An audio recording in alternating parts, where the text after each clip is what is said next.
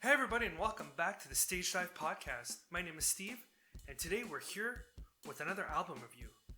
Today's episode is based off New Empire Volume 1 by Hollywood Undead.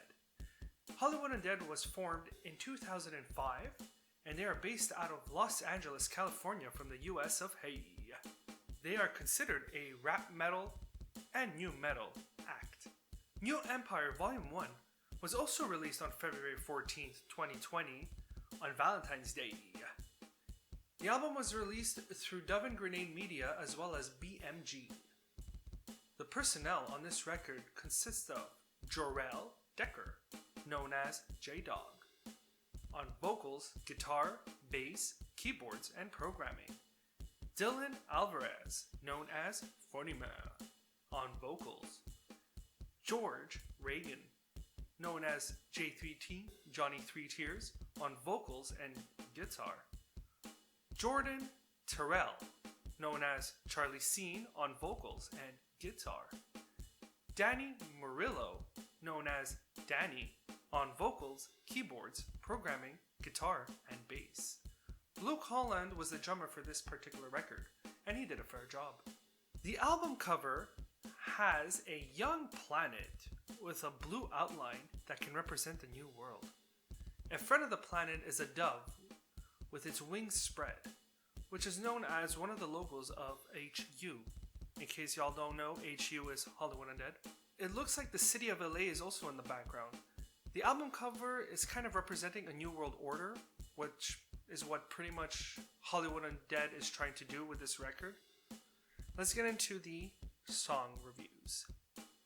Time Bomb is the first track. It's a decent heavy rock beat. I noticed that there's already a lot more going on with the drums compared to some of their records. The chorus is catchy, it has a fair amount of electronics going around.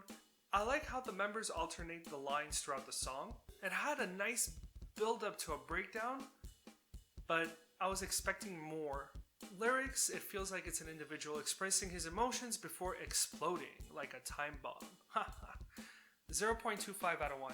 I wasn't amazed by this song, even though I had some elements that I did enjoy. Second song on the record is known as Heart of a Champion.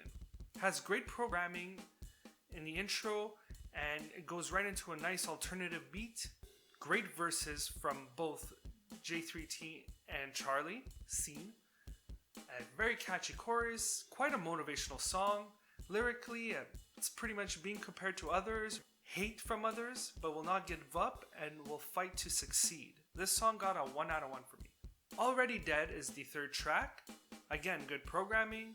J-Dog did a great job incorporating harsh vocals while rapping. The chorus sounds very new metal. I find that the chorus is what sticks out well in this particular track. It actually had a very old new metal vibe, such as Adema's. I don't know if any of you know that band. Adema only had 2 really good records, which is the first and their second. After the lead singer left, they kind of went downhill. It's actually a band I never got to see live, which I would love to if the original singer comes back. Also Mudvayne I never got to see live, and I would love to see them perform. Only got to see Hell Yeah. Anyways, back to Already Dead from Hollywood Undead. The interlude before the last chorus was really well written, but it is quite a repetitive song. Lyrically, I feel that the individual has been suffering majority of his life, but still has the resiliency to push forward. It kind of sits it out in the lyrics over here. Here I am again at the edge of a knife. Some of us are born at the end of our lives. It's also noticed in the chorus where he says, "You can't kill me, I'm already dead." Eventually, this individual overpowers his intimidator and continues on with his life. I give the song a 0.25 out of 1. Empire is the fourth track. It has a fair alternative use of the instrumentals. Programming is decent during the verses. Chorus is quite catchy. I felt like the best verse on this particular track is from J3T's. I really like the use of the toms on the drums towards the end of the verses. I expected a real heavy drop after Charlie's bridge, but went back to the chorus, which kind of made the song, again, repetitive. So lyrically, From J-Dog's verse, I felt like the person is fighting to conquer a failing empire. Or the leader of, let's say, a group, a riot, who is fighting against the government, conquers and gains authority. Now, in J3T's verse, it seems like that individual, let's say, conquered and gained authority, noticed how it's hard to maintain and it's falling back on him and starts to isolate himself, knowing that all these social issues are still occurring in the world. Now, the chorus emphasizes my point with this line: heavy is the head that wears the crown of thorns. You see what I mean? Anyways, this song got a 0.5 out of 1. It was average.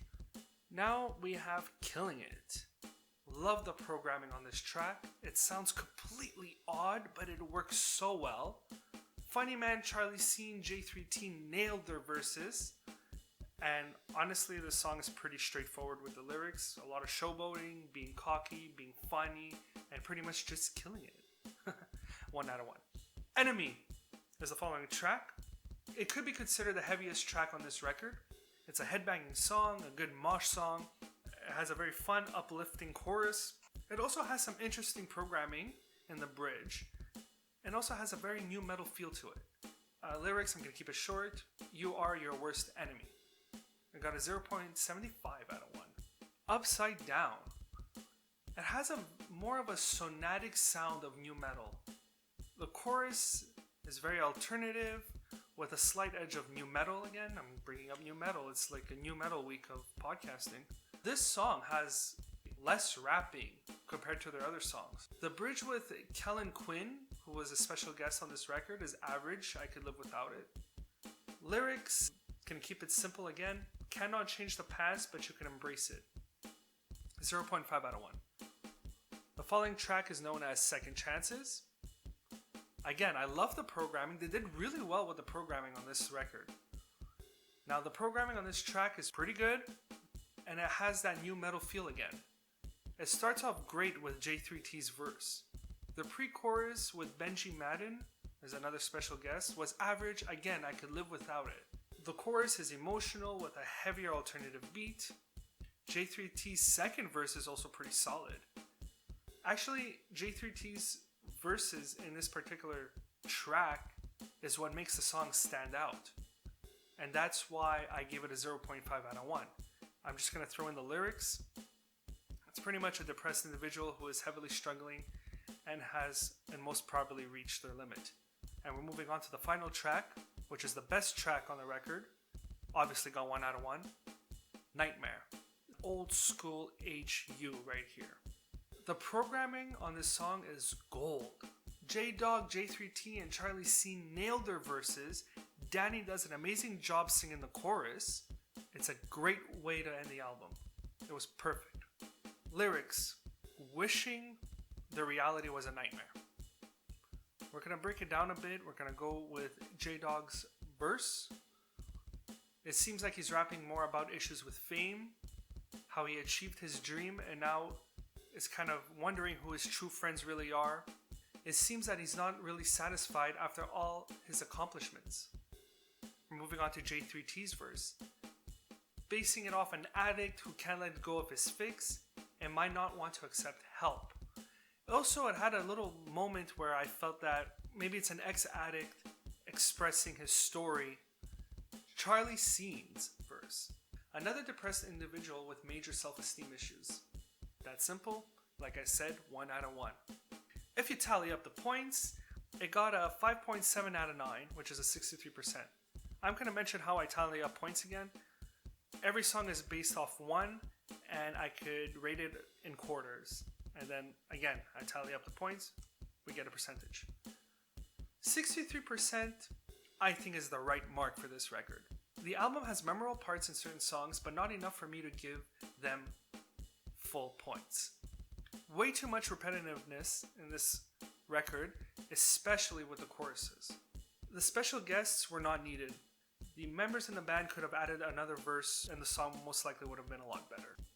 I do respect the fact that they are developing their sound. Honestly, even though this album got a low rating for me, I still crave more Hollywood Undead. I'm very excited to see what's in Volume 2. But unfortunately, this record, I was not blown away by it. but I do still play it here and there. Again, I just want to say though, I respect Hollywood Undead. They did a good job reviving new metal, and their performances live are fucking fun. I've seen Hollywood Undead live maybe a handful of times, and every time I went to their shows, it's a fucking party going on. It's so much fun. They play a good mix of their funny songs, their serious songs, their heavy songs, and they interact with the crowd. For what they play, it's a pretty fun pit. They came twice in 1 year, once in Montreal, once in Laval. And they had, in the show in Laval, they had a kid go up and sing part of Everywhere I Go, which was hilarious. Oh yeah, the crowd though. A huge mix from kids all the way to adults. Like adults in their 50s, which is awesome to see. Every time a Hollywood Undead show comes to town, I am there. Hollywood Undead, please keep it up, and I hope to see you soon. Everybody, thank you for listening to the Stage Dive Podcast. My name is Steve. Don't forget to stay punk and stay metal.